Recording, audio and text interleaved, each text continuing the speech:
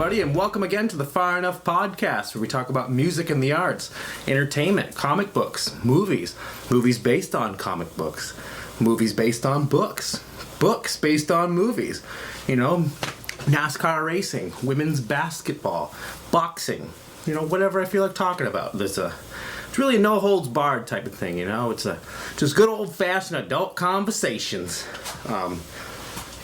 So anyway, carrying on. Let's go with the current flow of what I've been doing the last few episodes and play you an original song. This episode's going to be a little bit different, for I have not written this said song. This is a song called Look and Try, written by my upcoming guest, Josh Jakab, and his band, the Super Stash Brothers. It's taken from their soundboard recording at Nectar's in Burlington, Vermont in 2018. And I heard the track on their YouTube and, took it upon myself to run it through my recording software and add some keyboard tracks and, background vocals. Because, when I usually go to see them, they have Jossie on the keys with them, and it just makes such a huge difference to have that one extra layer. And, Jossie's got some good pipes too. So I feel like with their style of writing that they could have benefited from, some background vocals, even though they really don't need it. They're an awesome band. I definitely recommend you to check them out. But anyway, without me rambling on too much, this is Look and Try by the Super Stash Brothers. Stay tuned for Josh Jakab.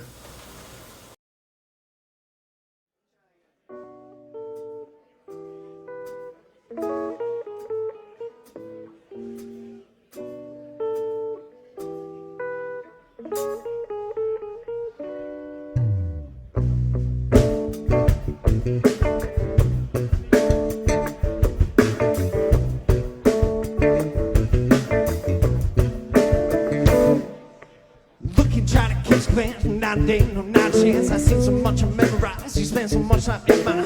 You only heard things you said in my head. Well, I'm lying to sleep my bed. All think try, hide my eyes. I'm paralyzed, paralyzed, paralyzed.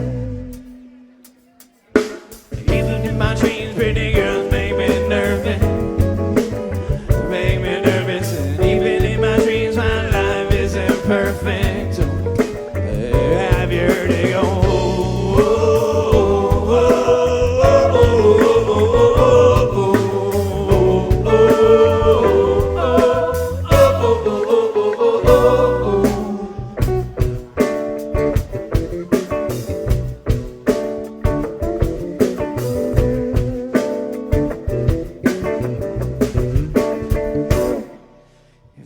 Stories in my head, you would not believe me. I would jump from this cloud, but my mind would not receive me. I'm some other way to the bottom, but my body would not retrieve me. If I told you stories in my head, my mouth would just deceive me. Told you stories in my head, you would not believe me. I would jump from this cloud, but my mind would not receive me. Some other way to the bottom, but my body would not retrieve me. If I told you stories in my head, my mouth would just deceive me.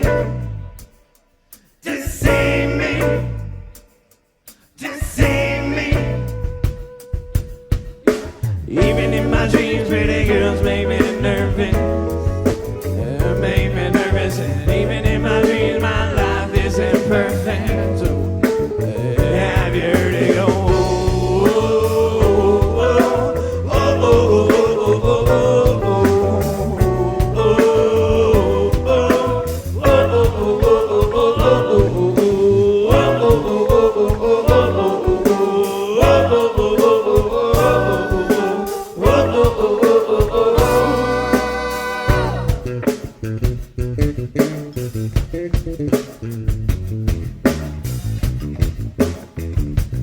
Cheers, everybody.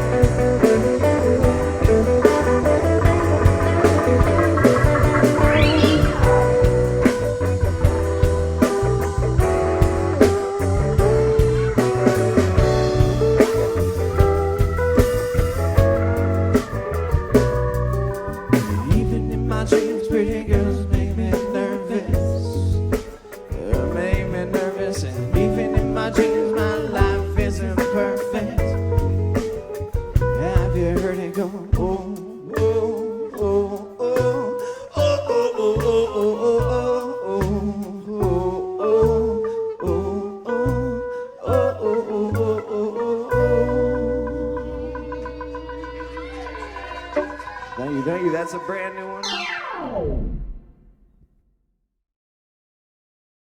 So that was Look and Try by the Super Stash Brothers, and if you like that, I highly, highly recommend you go check out their Facebook page and go see them live, because that's really where it's at. And like I said, that was done in 2018. They've only improved since then, and they've taken on different musical directions, and and they go back to their stuff too. Like, it's just a good time. But without further ado, let's get Josh Jakab on the phone here. Hey, what's up, man? Hey, buddy, how's it going? It's going good. How about you? Oh, pretty good. Thanks for being on the podcast. Really appreciate it. No, thanks for having me. Yeah, back on the song there. So, shit, I'm all off topic now because I can't.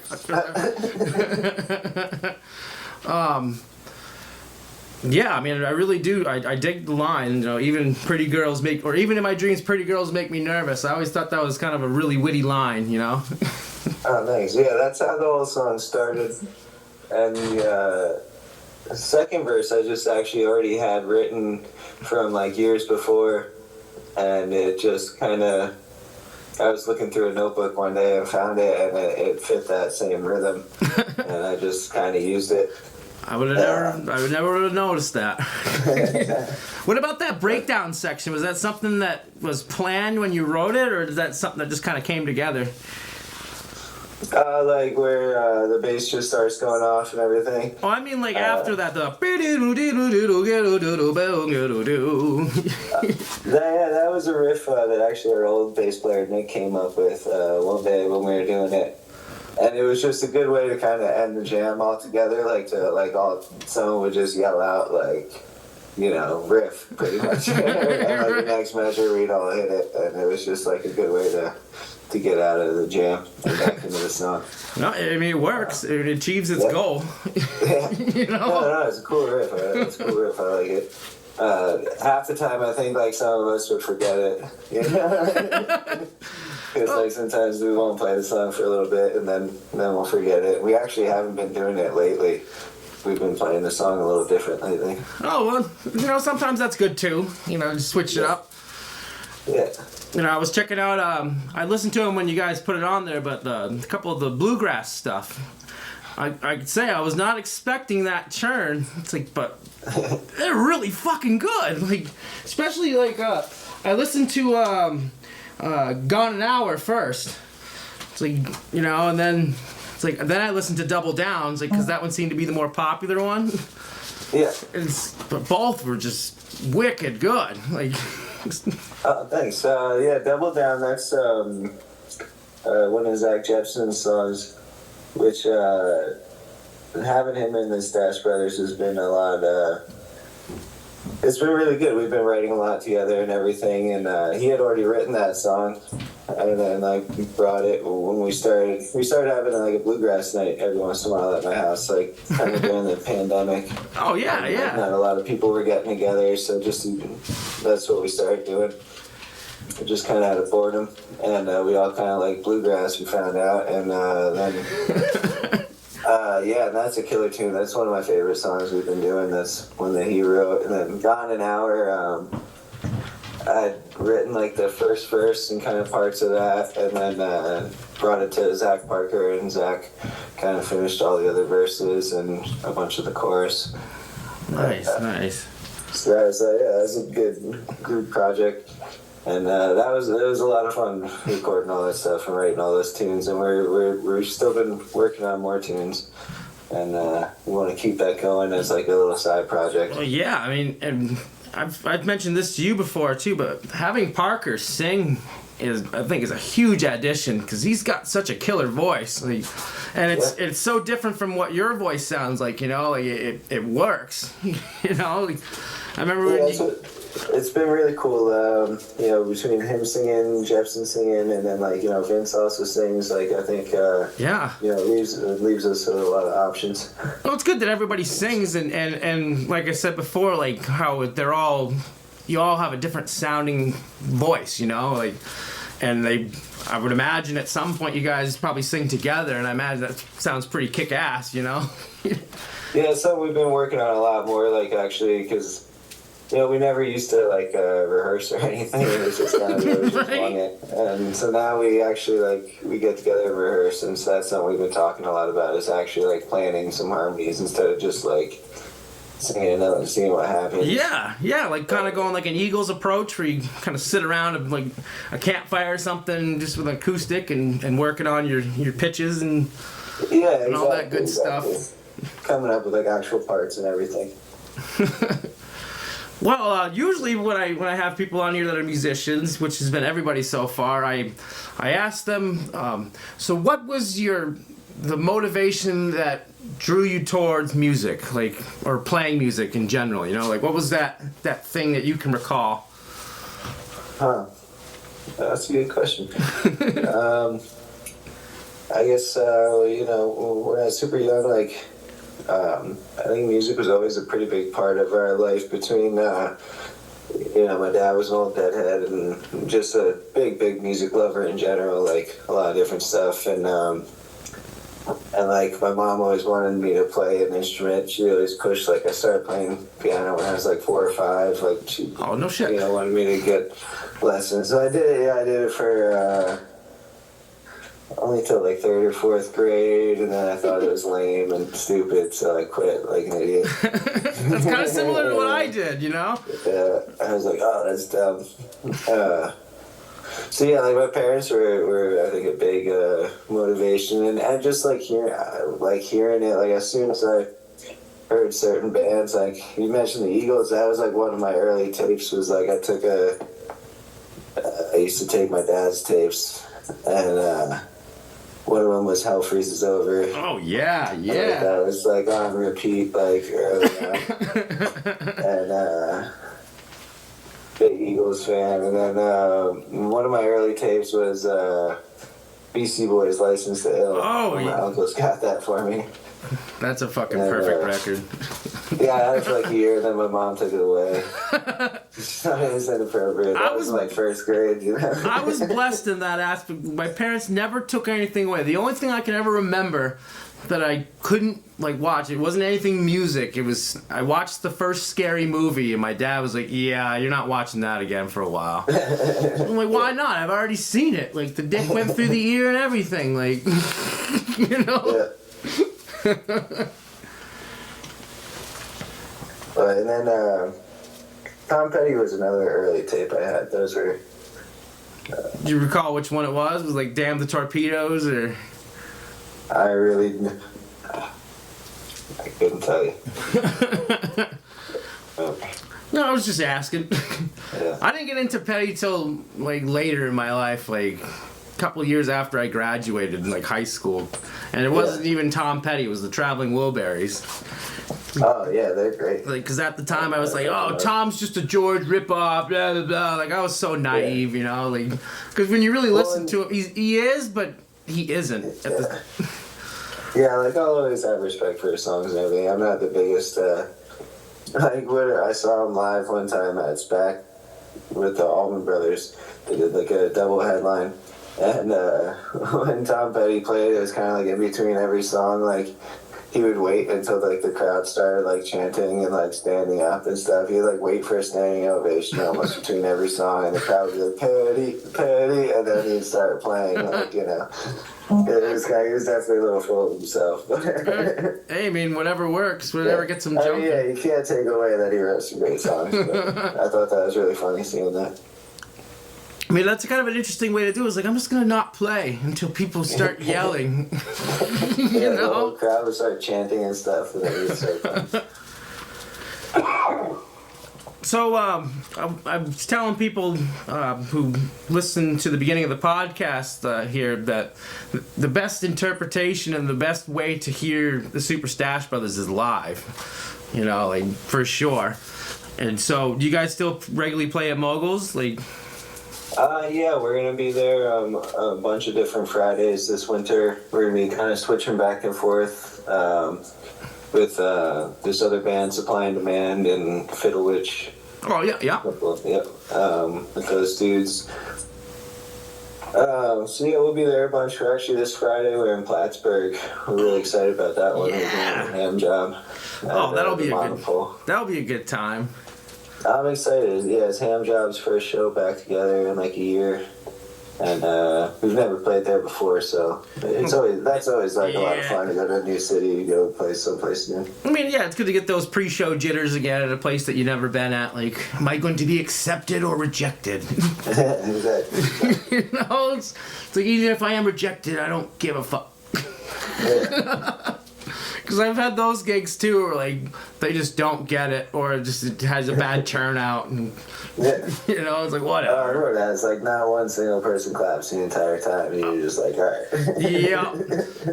It's just like silent. For me, it's like there's only one gig that I can ever recall where I lost my cool, and I don't remember what it was called at the time, but it was that place. If you're like heading to Walmart there, like if you're in Rutland, like if you turn. I don't know. The place used to be Ollie's or something. Like it's. Oh, is it Strange Fellows now? It might be, yeah. Like not on the strip or whatever, but that little bar on the right, like past where the tattoo and the pipe store shop is now. There. Yeah. I think that's Strange Fellows. Yeah, but at the time I don't remember what they were called, but they had the stupidest setup.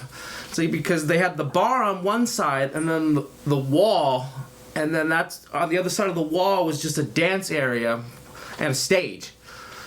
And so you couldn't see any of the people, and there wasn't a bar on that side. It's like there was just this little fucking window thing. It's like, so I convinced my band at the time, who were from Burlington, it's like, oh, this would be a good time, you know, like, I play down here all the time. We go there was like 2 people, and they stayed on the bar half. You know, the whole fucking night, and I was starting to get pissed. Cause I'm like, you know, it's like there's a fucking band over here. You know, and the guys are looking at me like, don't say that. I'm like, why? He's like, we're still getting paid, you know? But yeah, it's like, usually that shit don't bother me. Like, I play at the Bridgewater Inn down in this area in New Hampshire here, and it's kind of like a dinner crowd type thing. It's like, so sometimes you'll play 4 or 5 songs, and all you hear is just people eating. Yeah. You know, I don't take personal. You can't. Yeah. No, you can't. Especially like the dinner thing. Like, you're more there for like ambience, you know, like kind of whatever. Like, people didn't come to see music; they just came to eat dinner, and there happens to be music, you know. Right. It's like it's a different kind of gig. Or they're there to watch like the baseball game or something. Yeah. It's like, and I try to get into it. It's like, and every now and then I'll throw the Bee Gees song out there just to fuck with people. Like, yeah, it's like, ha. Yeah, gotta get their attention.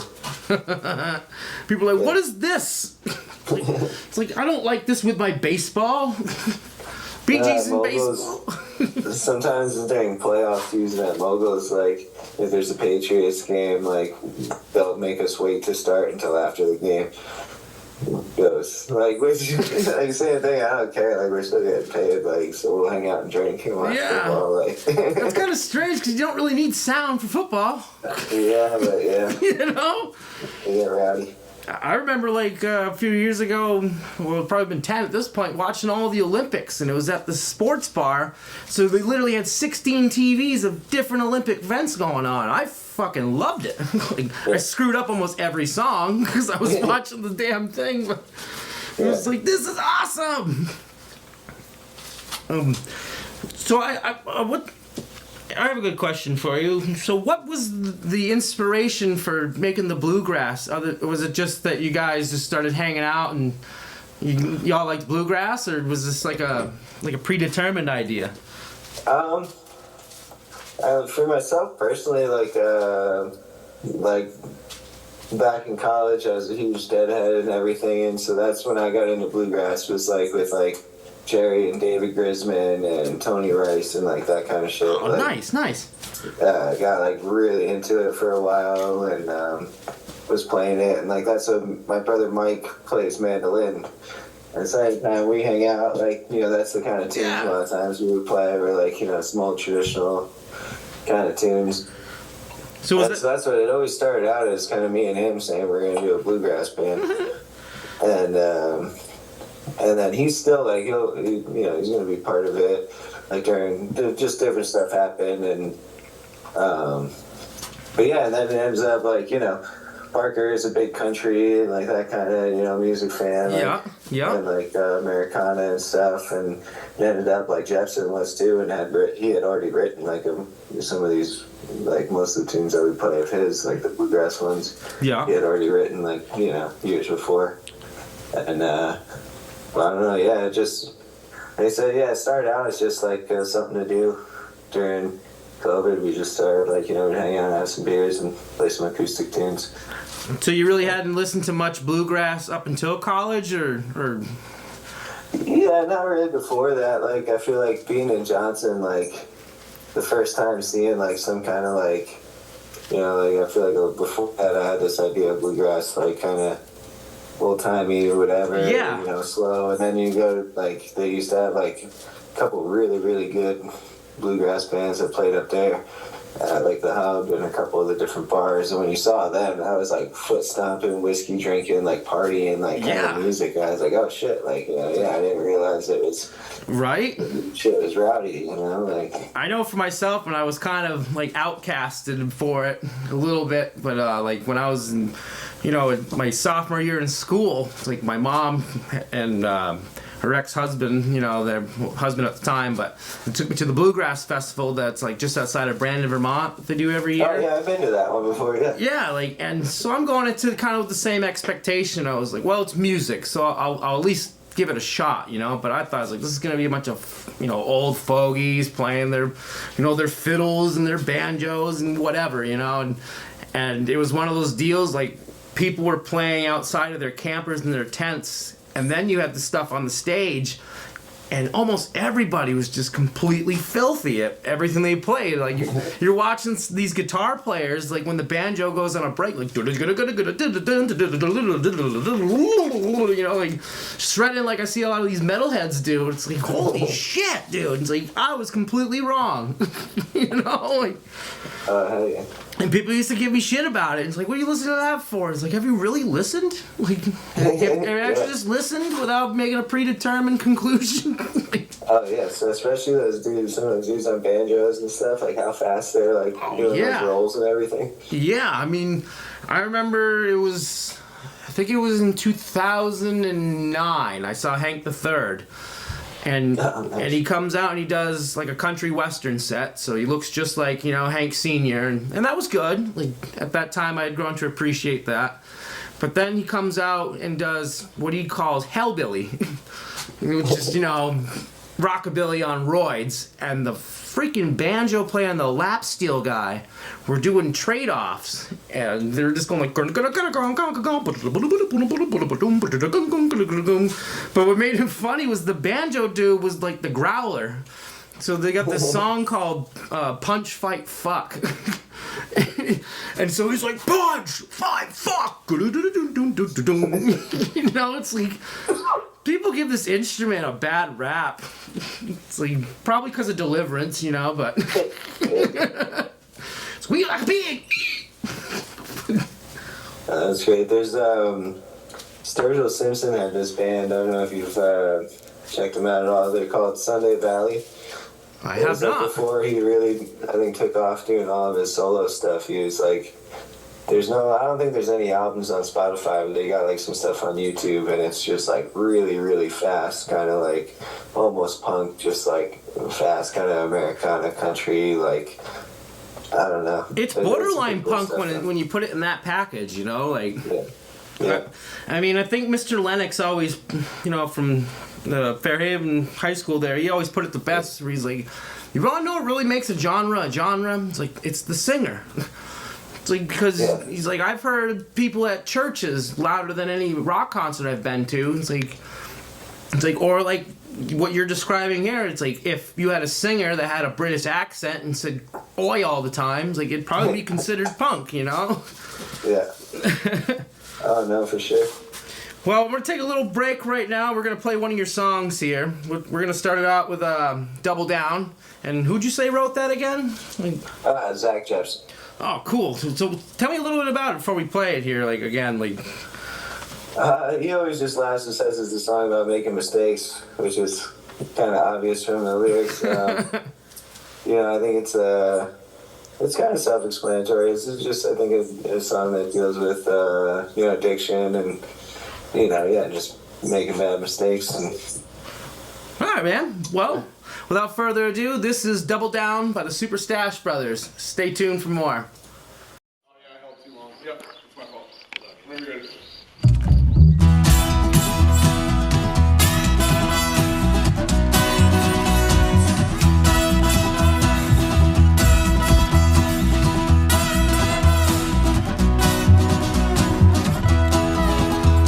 Well, I've been fucking up again. I gotta be the dumbest motherfucker alive. Watch me double down on that. I fuck it up twice. Yes, I've been fucking up again. Show you I'm the dumbest motherfucker alive. Watch me double down on that. I fuck it up twice.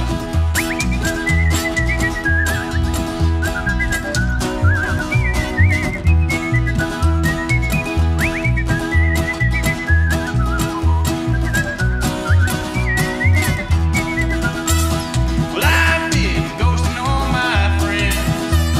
I'm lying when I tell them that I'm doing alright. See, I'm just busy, I'm just tired, yeah, but I've been fucking up again. I gotta be the dumbest motherfucker alive. Watch me double down on that. I fuck it up twice.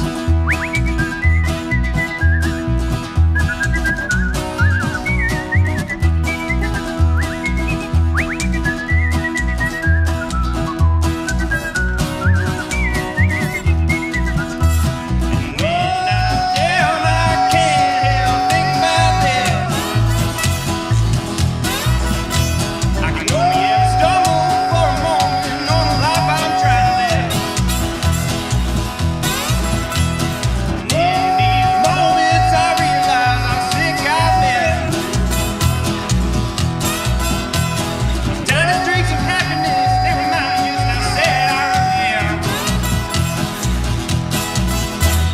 Well, I've been fucking up again. I gotta be the dumbest motherfucker alive. Watch me double down on that. I fuck it up twice. Yes, I've been fucking up again. I gotta be the dumbest motherfucker alive. Watch me double down on that. I fuck it up twice.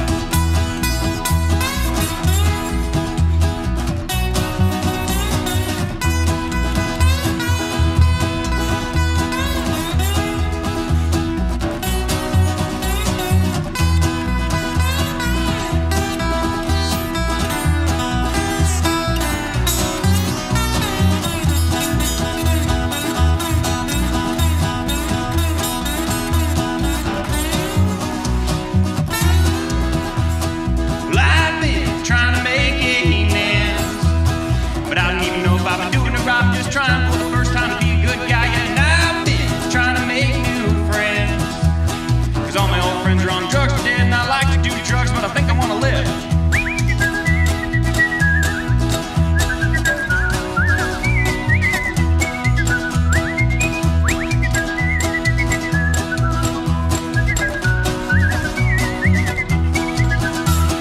When I'm down, I can't help thinking about them.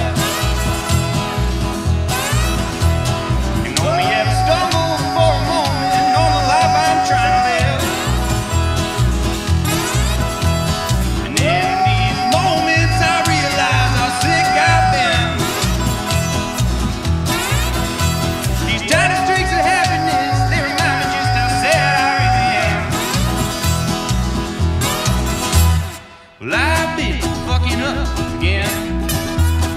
Gotta be the dumbest motherfucker alive. Watch me double down on that. I fuck it up twice. Yes, I've been fucking up again.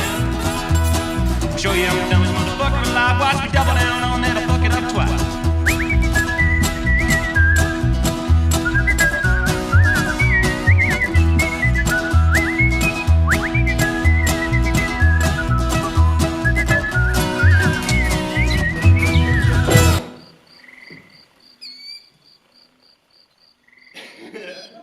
I fucked up some shit, but I feel like that was the best take of the night. So that was Double Down by the Super Stash Brothers, and once again, I didn't know how much I needed that song in my life. You know? Like, because I remember this listening. is a really fun one because right away everyone can sing along. Yeah. Like, and you got the whistle.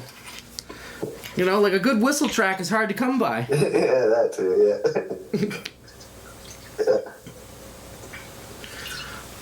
So I'm pouring myself another drink here. Oh, there you go. This podcast is unofficially sponsored by Guinness and Jameson. And of course, marijuana. So you and I go way back. It's like I remember like the first, like we kind of crossed paths a little bit, like when I was in 8th grade, because I had moved to Fairhaven the year before, but really didn't start like actually conversing like at least slightly till like probably I was a senior.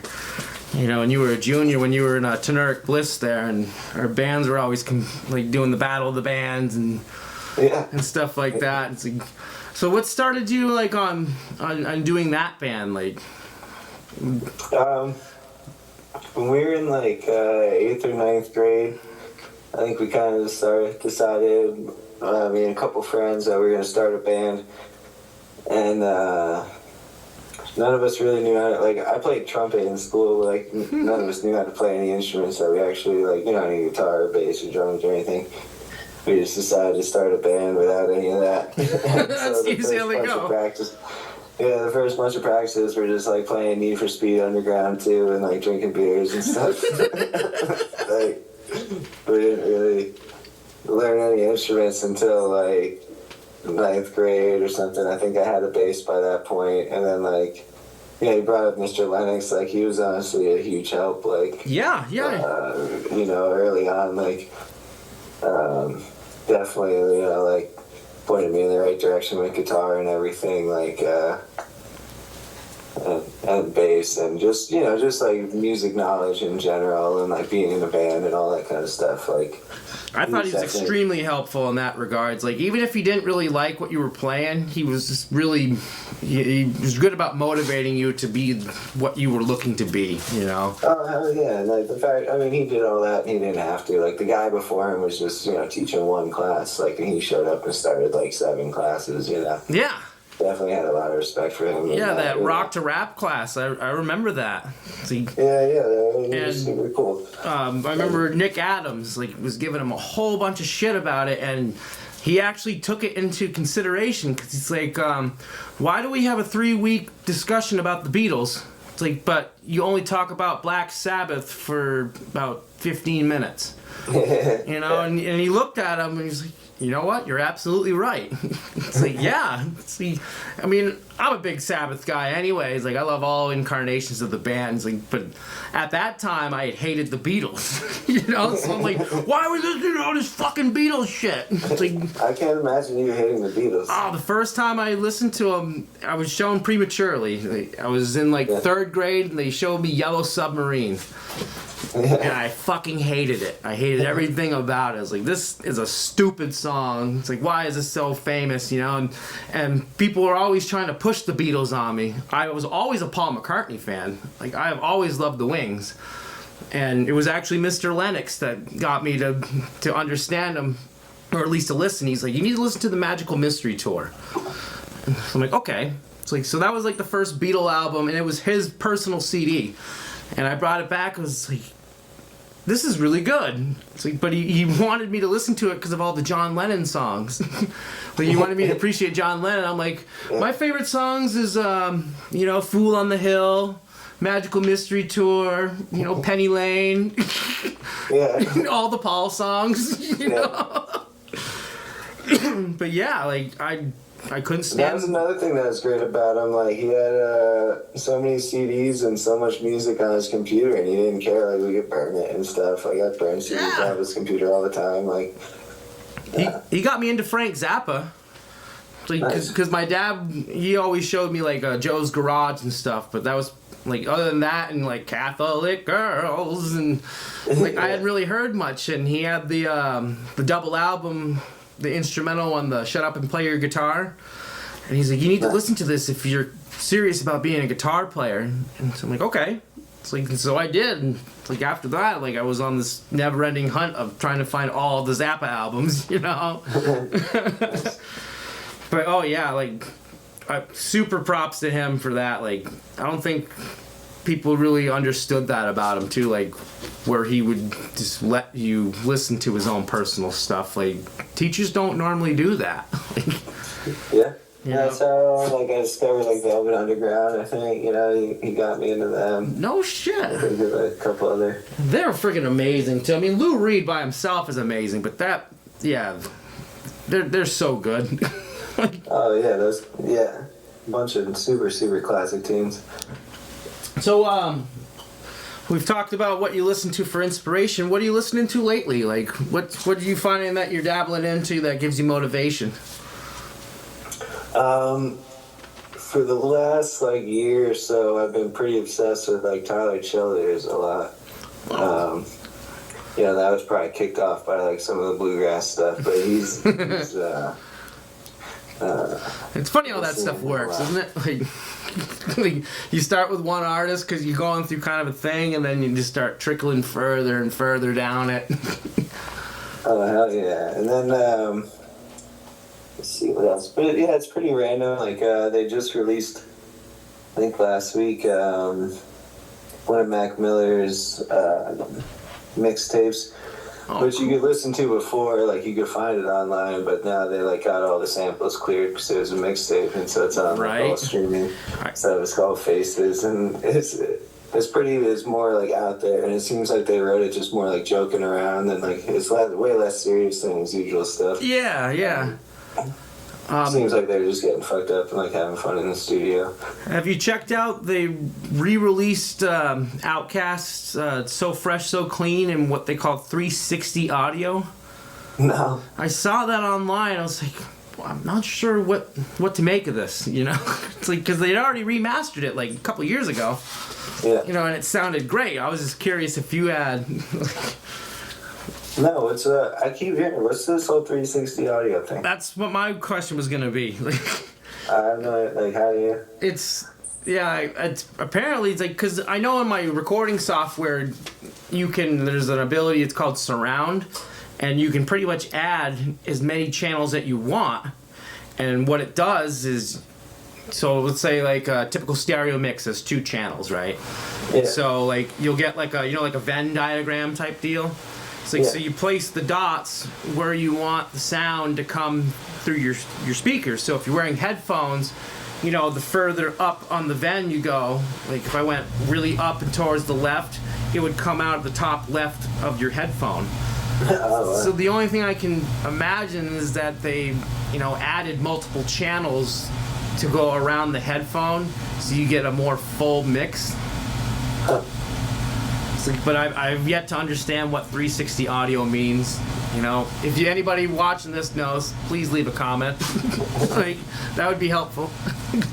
Yeah, because back in the day, I think it was in college or something, and I remember I bought the Flaming Lips did a CD where it was 4 CDs, and you're supposed to get 4 stereos in a room, and you could place them however you want, and you put the 4 CDs in the stereo, and you had to like push play at exactly the same time. They had a way to like sync them up, and like it would count in the beginning to make sure it was like in sync, and then like so that was like double stereo, like like depending on where you put the different stereos in the room, like you and get it had different that phaser instruments sound from different ones, and it was pretty cool. That's impressive. I did not know that. I think it was originally supposed to be for like set up in a huge room with like 100 different speakers or something ridiculous like that, but they like put it down to this like four speaker. Right. It's like, because like I said in that program, you can make it as much as you want. It's like, and to somebody listening to on a pair of headphones or a normal stereo, it won't sound that much different. But like people who got campers and stuff that have 16 different speakers or someone running a surround sound setup, they'll notice. Like I know with my father, like he watches all of his games with surround sound, and it's pretty fucking comical like to hear it in surround sound, because I'll be sitting in the back left room and all you can hear is like the opposing team's bench. Like, and you can hear it crystal clear, like the coach is just screaming at them and how they don't think they're on television.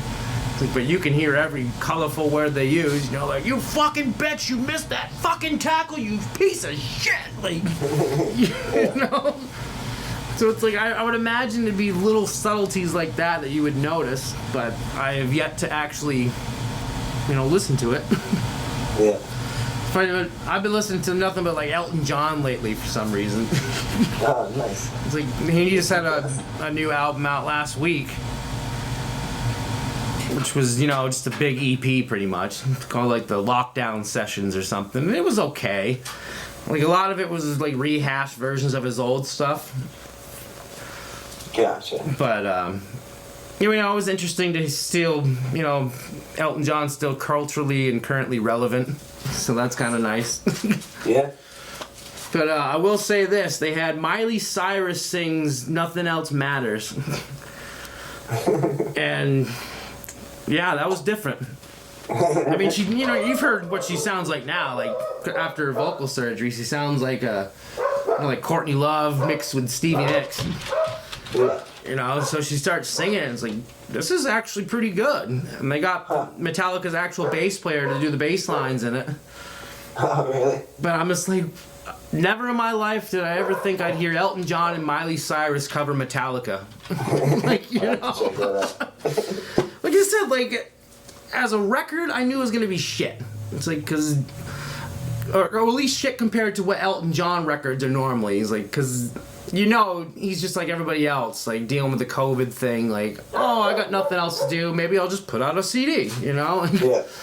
And there's only, like, 3 original songs, like, new songs that are on it. The rest are just either covers or rehashes and stuff, and so I'm like, okay, it's like, I'll come at it with an open mind, because he's like, it reminded me the most, like, when I was a session player in the late 60s. I'm like, okay. It's like, in that regards, I'll give it a chance. Like, there was a track from the guy from the Gorillaz on it. Oh, nice. Which, another compilation that I didn't expect to happen. Like, Elton John and the Gorillaz. Like, you know, like, but, you know, that's what's cool about music.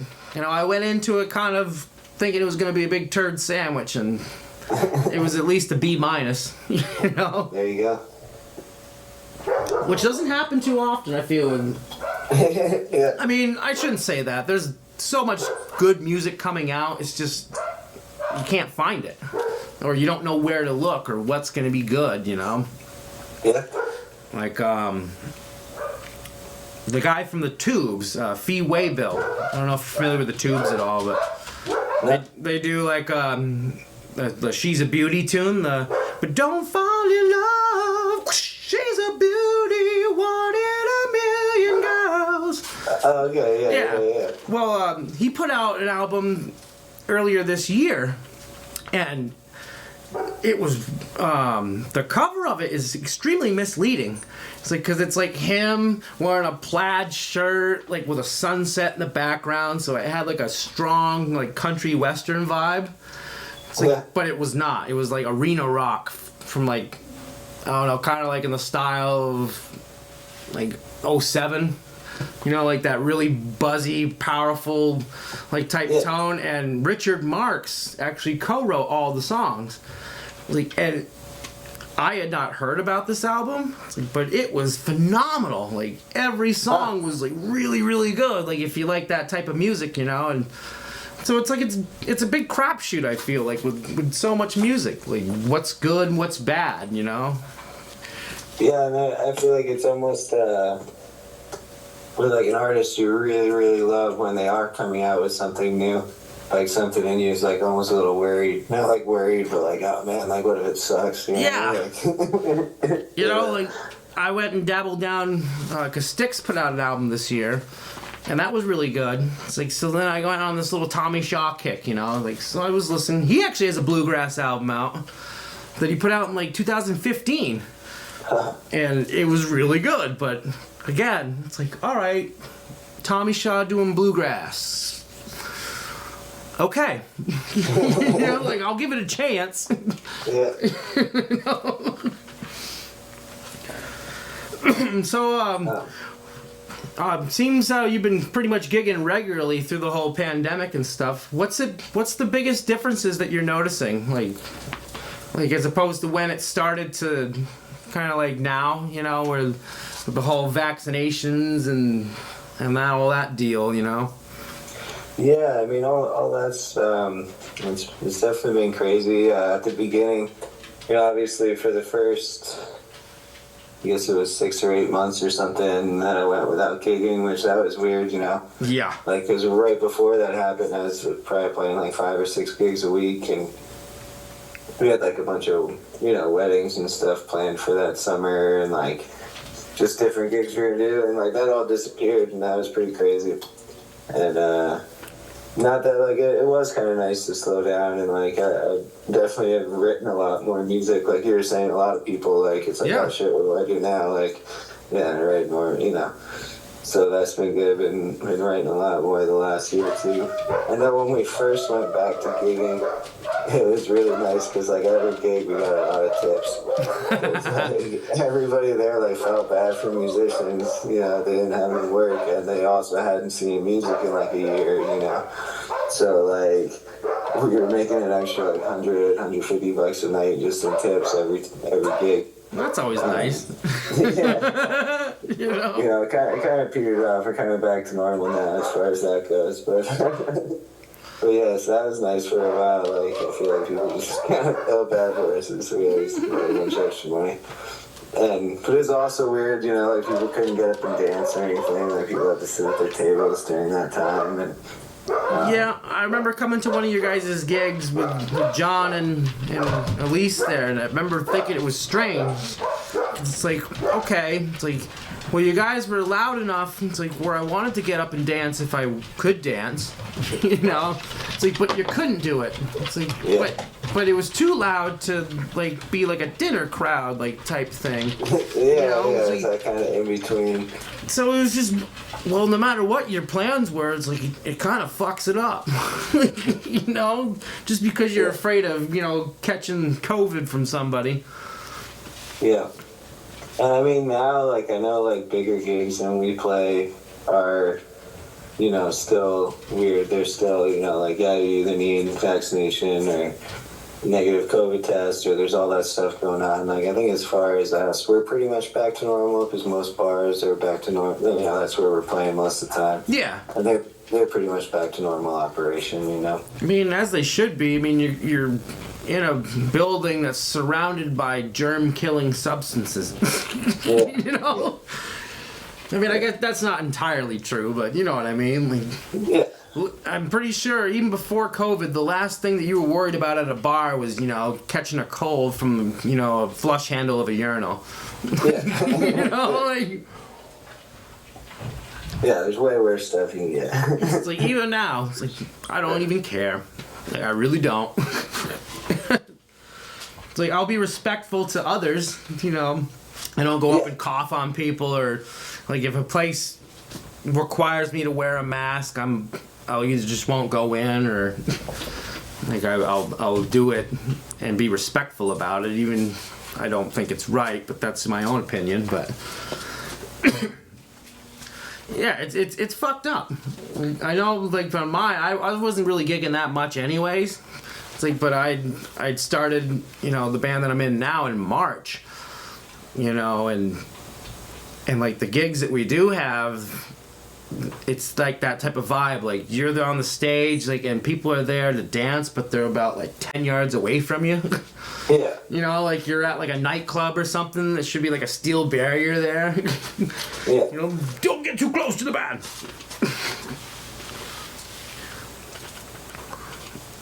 No, for sure. It's another nice thing is we were playing way earlier during that time. I will admit that is probably one of my favorite aspects too. It's like, oh, we get to leave at like 10 o'clock. Yeah, not that it's fun doing like the late night thing and everything, and you know, but it was nice getting home early. Well, we're gonna take another little break here, and we're gonna play the other song on the list here, "Gone an Hour." Yeah, so this is "Gone an Hour" by the Super Stash Brothers. More Josh Jakab when we come back.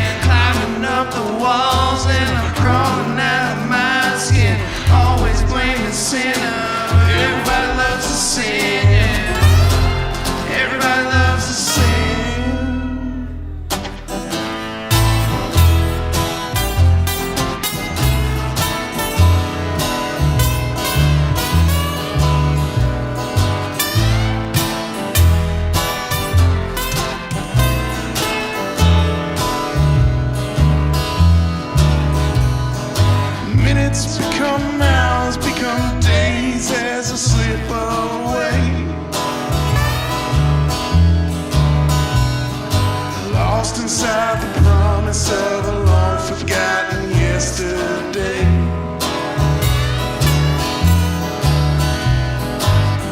I know I need to sleep, I know I'm in too deep, I know I just can't keep running myself so goddamn ragged all the time.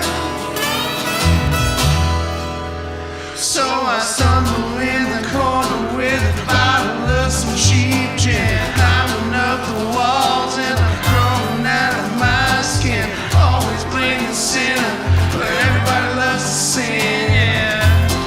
Everybody loves to sin.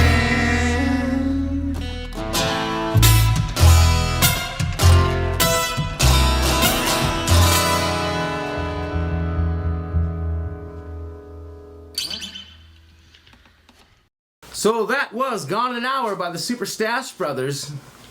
Like I told you before, I like that one just as much as the other one. I actually listened to that one before I heard the other one because I saw the other one had more views on it. So I'm like, well, why does this one got less views? And I don't understand. Maybe because it's slow? Maybe that's the only accurate conclusion I can come up with? Yeah, I don't know. It's just that Facebook algorithm, you know. So I'm going off of whatever studio put it out there because it's not on your Stash Bro on YouTube, but it's on their page off YouTube. Yeah, that's actually that's our new drummer, Jason. Okay. Yeah, we've known him for years. He's always done all of our recording and stuff in the past for other projects and stuff too, like when we had Slingshot. And yeah, well, we had talked to him when we were doing the bluegrass thing, and if he wanted to record that, he was down.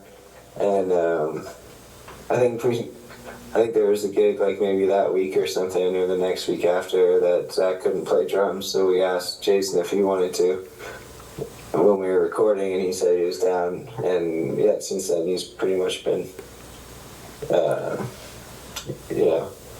he's in the band now. We've been practicing a lot with him. Said you're always one of the people, or you've always said Super Stash Brothers is like a brand, there's multiple members, Yeah, that's the thing. That's Zach. It's worked out good now because we did we played Nectar's a few weeks ago doing the bluegrass thing, but Jason played drums and then Zach Parker, who used to play drums, was singing and playing guitar. And, I love seeing because this and I know it's Parker is a phenomenal drummer, hands down. He was actually the very first drummer I ever played with. We weren't in a band or anything, but we used to live. He lived 2 houses down from me, when I lived in Fairhaven. So I remember going to his house, and he was the first drummer I played with, as a drummer, but hearing him play guitar and singing stuff, I get the same satisfaction, because I think he puts a lot of effort into that too, and maybe it's just me, but I really enjoy the way his voice sounds, got that, that almost countryish tone. Oh, hell yeah, it's definitely a great addition, and we've always kind of messed around with that. Sometimes he'd get up and play guitar or sing on certain tunes, when we would do Rage Against the Machine or something, or something ridiculous. But then to hear him do it serious too, it's he kills it. So as a guitarist, who would you think? Or I guess a better way to phrase this, what do you think would be your idols of guitar are? Who do you try to base your style on? Who are your major influences as a guitarist? So early on it was definitely Jimmy Page. I was obsessed with. Just the riffs that he would do, all that, Yeah. Just really creative or whatever. He's sloppy and stuff sometimes. Some people say whatever. But he just. That was early on. It was definitely Jimmy Page, and also Dwayne Allman. Like just Allman Brothers in general, huge influence. Dwayne was incredible. Even the way they did all the harmonies and everything with all the guitar parts is wild. And I don't know, I have to say also like Ernest Ranglin, always really, really loved his style. Yeah, wasn't that the guy you were showing me like at John's? Like, yeah. Reggae. He pretty much like invented reggae guitar. I listened to that whole album probably every day for about a month straight. Like after you showed that to me, I was like, "Holy crap!" It was like, because I was never a big reggae person. Like I like and respect like Bob Marley and I can't think of Jimmy Cliff, like and guys like that. It's like, but I never really got into it because, like, for me, I think it's the metalhead in me. Like, I like things fast and like technical and stuff, or what I perceive were fast and technical. It's like, whereas when I listen to that, it's like that is just as technical. It's just at a slower speed, which honestly is more impressive. Like. So I'm extremely grateful that you showed that to me. Like, yeah. No, I felt like that album right away. Like, that's the thing. He was like a jazz guy too. Like, yeah. Which you wouldn't really think like of that crossover, and like that's pretty much what that album is. They're like taking reggae tunes and just like playing them like the jazz standards. I think that was why I enjoyed it so much, because like what you just said, he kind of invented reggae, and that. It kind of shows. Like I heard the jazz elements, It's like, whereas in the other ones, it was more in the lyrics. I mean, not to say he's not. I'm not sure if he wrote lyrics to it or not. It's like, but I thought that. Yeah, but I mean that's a reggae in general. It's usually just like two chords, and then it is more about like the message and like the words and stuff, and the feel of it, rather than like. The guitar part or the piano part or whatever, like it's just like more the groove. And now knowing that, like I definitely hear that in what you guys do, like a lot. It's like, because I mean you always find yourself surrounded by just top class musicians, which is something I was never blessed with. I mean, in the band I'm in now, yes. You're mediocre. But. Yeah. Yeah, I mean, you can definitely hear, like, in anything that you put out, it's like, whether it just be a live recording or, like, even the one on your guys' site there, I remember 18, it's like, and you can't quite hear what the vocals are, like, clearly. It's like, but it doesn't matter. Yeah.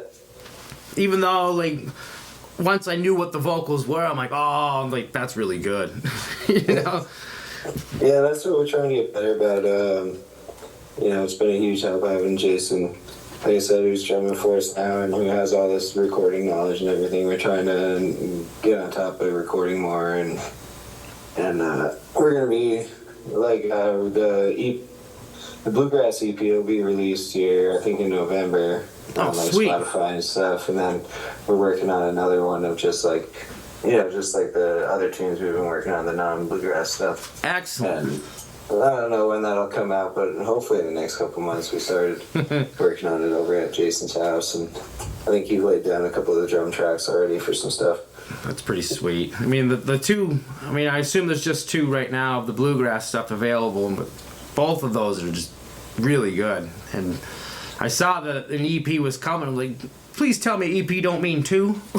It's like, I want more. Like, I want more. It's like, because I think we did 6 tunes all together for the bluegrass thing. Hey, that's 4 better than 2. Yeah. I think that's it. And like I said, like, it was something I wasn't expecting. Like, I see, like, it's like we're taking this direction here, and it's like, and I see it, I'm like, all right, I have full confidence it's gonna be good. I just wasn't expecting it. It's like, and I think the first one I heard was Double Down there, and I was like, holy shit! It's like this is as good as anything that you've put out. Like, and I think it all belongs. You could totally get away with doing, Look and Try and stuff, and then going into one of those tunes like right afterward. And, like, yeah, I mean that's what we've been doing, and like what we've also talked about, like it really it'd be cool. Like we'd like to, when we do a show sometime, like do a full set of the bluegrass first or something. Yeah. And then do that after, you know, do like a double thing. Almost like a Neil Young type of approach. Yeah, exactly. I would say almost, because Neil just plays the same set 3 times. It's like, I'm going to come out with just an acoustic, and then I'm going to come out with my band with the acoustic, and then I'm going to come out again with an electric in my band. Yeah. It's like, you could have at least played different songs. You know? Yeah. Excuse me. But no, I don't know. I was completely blown away by the bluegrass stuff. I mean, maybe it's because I'm, you know, deep inside a bluegrass enthusiast, and it just makes me happy that people are doing that. You know, especially. It's been a lot of fun. I mean, it definitely showcases your talent, though, too. Like, to be able to, you know, go from, you know, I don't want to call it hip hop, you know what I mean, but like the type of music that you were playing before, and then to the bluegrass thing, like it. For one, it takes an incredibly set of balls to be able to try to pull that off. It's like, and you do pull it off. So just kudos to you, good sir. Like, you know, like that is extremely impressive, and I can't wait to get the chance to come out and see you guys. Like, first chance I get, you know. Well, on that note, though, I think we're gonna wrap it up. But I want to thank you again immensely for being on the podcast. Like, Thank you, man. That was fun. You were one of the guests I had first in mind, you know, to do this type of things. Because, you know, at the times, like, I didn't know if it was even a good idea or not. Yeah. Well, not to have you, but, like, to do the podcast in general. Like, well, it's like, I'm not really that comfortable speaking, and what can I really do? I wasn't sure what it was going to be like, but it was good. Yeah, I've found, like, it's really fun. Like, just, you know, you're pretty much just having a conversation with your buddy. And at the same time, like, we're promoting your music, like, and you, and people get to know a little bit more about you, and, you know, connect with you as an artist, which is kind of what my goal is. Awesome, dude. But, yeah, well, on that note, live long and prosper, good sir. I'll talk to you soon. Hey, thanks so much, dude. All right, peace. All right, peace. So, that was Jakab, excuse me, from the Super Stash Brothers. Definitely check them out. Links are down low in the description. You know, definitely look them up. You're a fool if you don't. But anyway, I'm about to sign off here, because I'm sure you've had enough of my rambling. But thank you again for tuning in. If you like the video and what I'm trying to do here, please like and subscribe to my channel. You know, your support is greatly appreciated. And yeah, thanks for tuning in. Peace, everybody.